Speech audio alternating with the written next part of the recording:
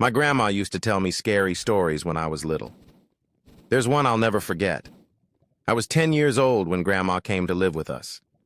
It was about 6 months after Granddad passed away, and I guess, looking back, she must have been lonely in that big house of theirs, rattling around with only the grief and memories for company. So despite a few protests from Mom, my parents took her in. There were no protests from me. None at all. Grandma was loud and fun, and I loved her.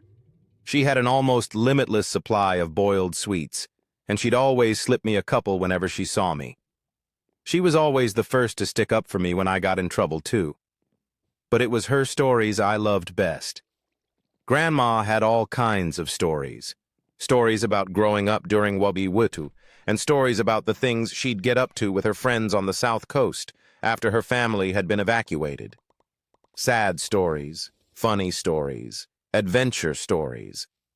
But it was her scary stories that were my favorite. Grandma had lots of scary stories. She told me she dabbled in the occult when she was a teenager, trying out Ouija boards with her friends, tarot cards, fortune-telling, all that stuff. Most of the stories I'd laugh off or forget about not long after she was done telling them. But there were a couple that really did spook me a bit. I was only 10 at the time, you have to understand. And Grandma certainly knew how to bring the stories to life. She'd shut off the lights in my room so only the glow of the night sky shone through the curtains, and she'd shuffle in real close. Close enough so I could see the wrinkles on her face and smell the boiled sweets on her breath. Close enough so her deep blue eyes could stare straight into mine.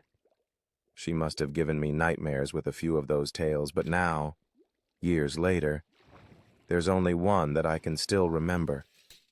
Only one that stuck with me. The story about the shower and Mr. Longfingers.